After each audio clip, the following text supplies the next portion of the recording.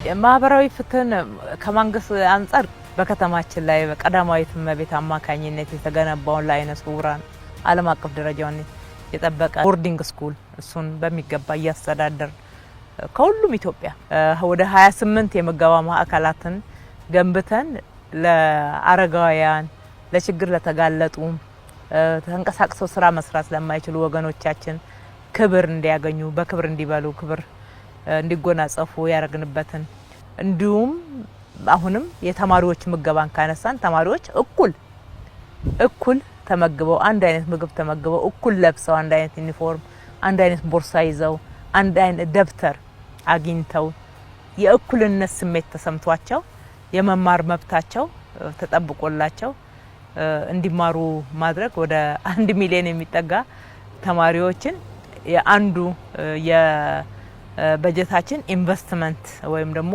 ፕሮጀክት ብለን በየአመቱ የምንይዘው አንዱ ይሄ ነውና ማህበራዊ ፍትህን ለማንገስ ለሚገባቸው ዜጎች የተገባቸው መብት እንዳያጡ ማድረግን ሰው ተኮር የሆኑ ስራዎችን በመስራት በኩል በሰፊው እንሰራለን። አንዳንዶች የተሻለ ገቢ ስላላቸው የሪል ስቴት ቤቶችን ይገዛሉ። እኛም በሽያጭና በኮንዶሚኒየም መልክ ገንብተን የምናቀርባቸው መክፈል ይችላሉ።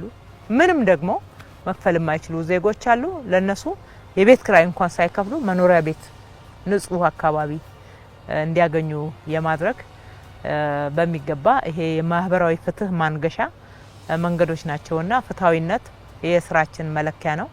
ይሄንን ስናደርግ አንዱ የከተማው ህዝብ ገቢ ነው ግብር የሚከፍለን። ሁለተኛው በብዛት ማህበራዊ ኃላፊነትን የሚወጡ እጅግ በጣም ሰፊ የከተማችን ባለሀብቶች አሉ። ህግ ሆኗል። አሁን አዲስ አበባ ላይ በቀላሉ ማህበራዊ ኃላፊነትን በየአመቱ መወጣት የተለመደ ነገር ሆኗል። ባህል እየሆነልን ያለው የኛም ደግሞ ከህዝብ የሰበሰብነውን ገቢ በቁጠባ በሚገባ መልሰን ከተማውን የገነባንበት ሁለተኛ ማህበራዊ ፍትህን ነው የምናነክስበት ማለት ነው። የጤና መድንን ከወሰድን በጣም ወደ 2 ሚሊዮን የሚደርስ ህዝብ ነው በነጻ የሚታከመው። ትራንስፖርት ማህበራዊ ፍትህ ማንገሻ ነው። በየአመቱ ከ3 ቢሊዮን ያላነሰ የምንደጉመው ትራንስፖርት ላይ ነው።